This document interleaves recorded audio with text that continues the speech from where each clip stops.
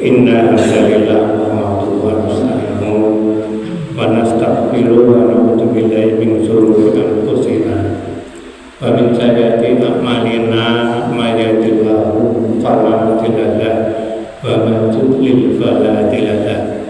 Asyhadu an la ilaha illallah wahdahu la syarika lahu wa asyhadu anna Muhammadan abduhu wa rasuluhu.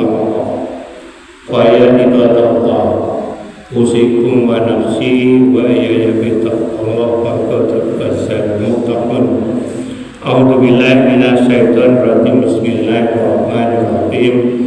Laqad khalaqnal insana fi ahsani taqwim summa radadnahu asfala safilin illa alladzina amanu wa amilus solihati falahum ajrun ghairun mamnun. Yarfa'illahu alladzina amanu minkum walladzina utul ilma darajat. La in syakartum la azidannakum wa la in kafartum inna azabi lasyadidun. Sadaqallahu adzim. Jamaah salat Jumat di Masjid An-Nur Komplek SD Kafatin Gedung Baru Tulungagung yang dirahmati oleh Allah, yang dimuliakan sekaligus dicintai oleh Allah.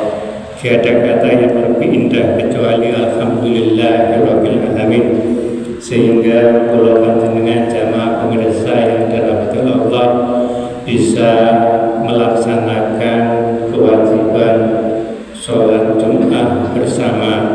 Mudah-mudahan apa yang kita lakukan oleh Allah dicatat sebagai amal perbuatan yang hasanah.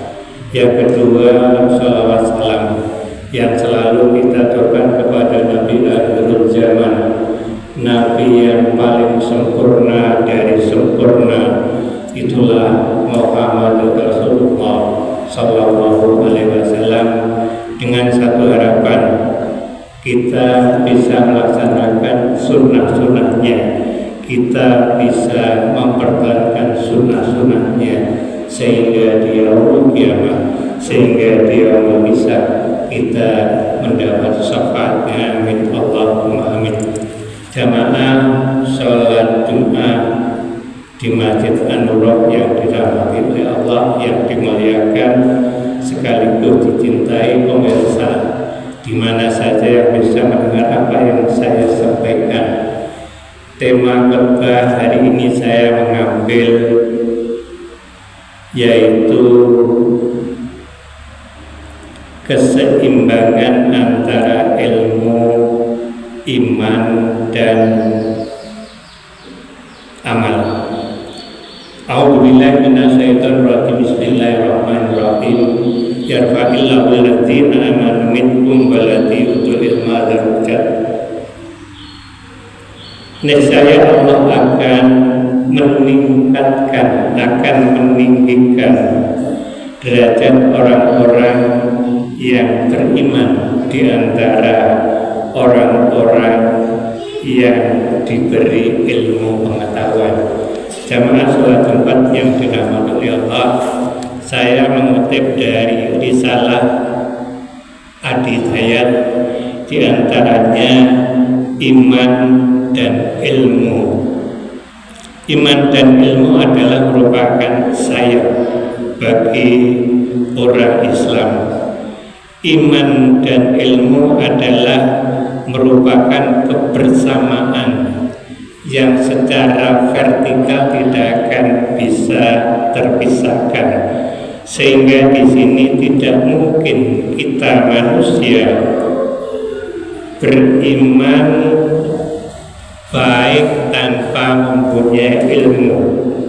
Kemudian tidak mungkin kita manusia berilmu dengan lurus tanpa mempunyai iman.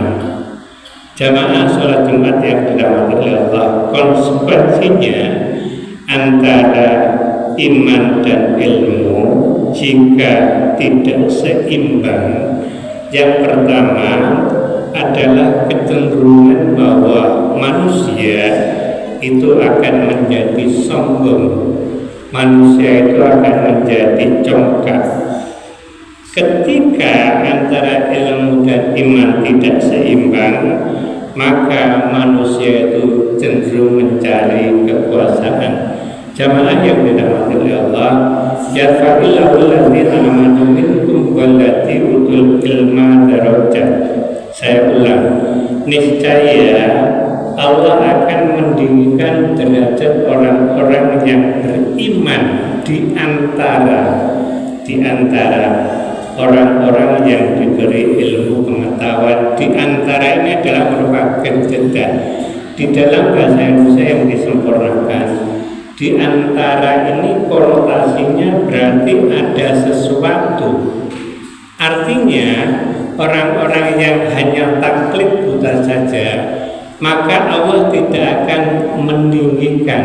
Inilah yang disebut derajat. Jamaah sholat Jumat yang dirahmati oleh Allah, saya masuk ke substansi bahwa kecenderungan antara iman dan ilmu itu menandai manusia. Yang pertama, jika iman dan ilmu itu tidak seimbang, maka kita akan terjebak dengan dogma.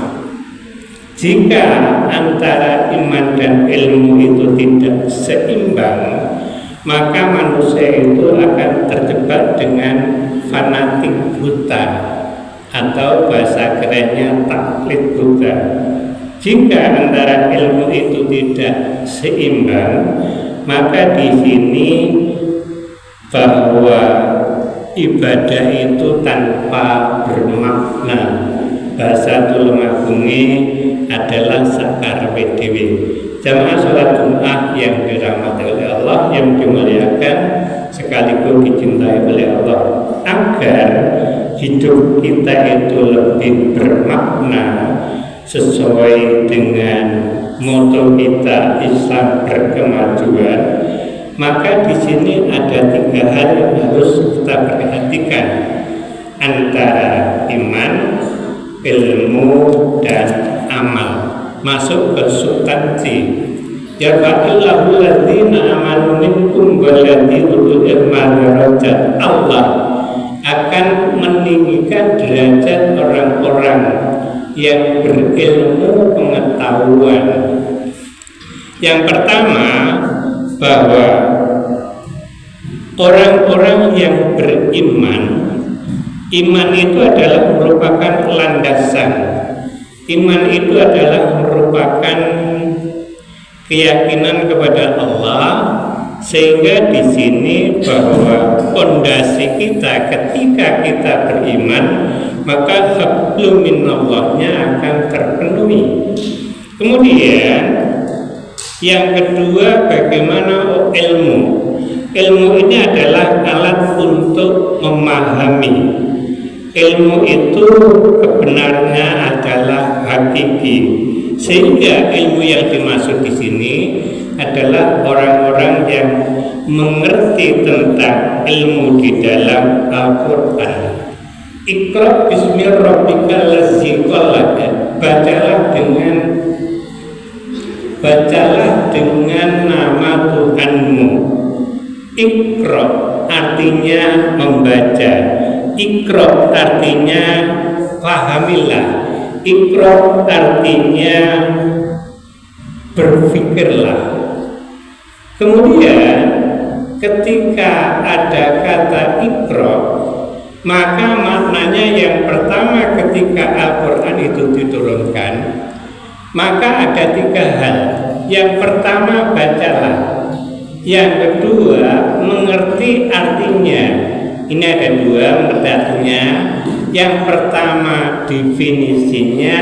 Syukur kalau kita sudah memasuki ke tafsir yang paling sulit, maka di sini kita amalkan. Ketika Iqra bismi rabbikal ladzi khalaq, kita baca, kita mengerti artinya, kita amalkan, maka insya Allah kita akan musyarat. Jamaah yang dirahmati oleh Allah, kemudian amal. Amal ini adalah perwujudan antara iman dan ilmu, sehingga di sini ketika orang itu mempunyai ilmu dan iman, maka di sini lahirlah satu perbuatan, lahirlah di sini satu kesepakatan untuk perkataan, sehingga di sini dengan adanya ilmu dan iman, manusia itu akan ikhlas ketika beramal. Manusia itu akan ngerti tentang infak dan sedekah. Akimis artinya terus menerus. Apa yang disampaikan oleh Profesor Quraisy Shihab dalam tafsirnya Al-Misbah, sebetulnya yang dimaksud akimis ini terus menerus. Bahasa tulmakunya tidak bolong-bolong. Maknanya ketika kita beramal soleh dengan ikhlas, bahasa tulmakunya raketang sewu tetapi rutin. Allah itu akan melihat ikhlasnya, bukan melihat jumlahnya. Jamaah rahimakumullah, mudah-mudahan sedikit yang saya sampaikan bermanfaat. Aku beliau ada, astaghfirullah, innahu wal ghafurur rahim.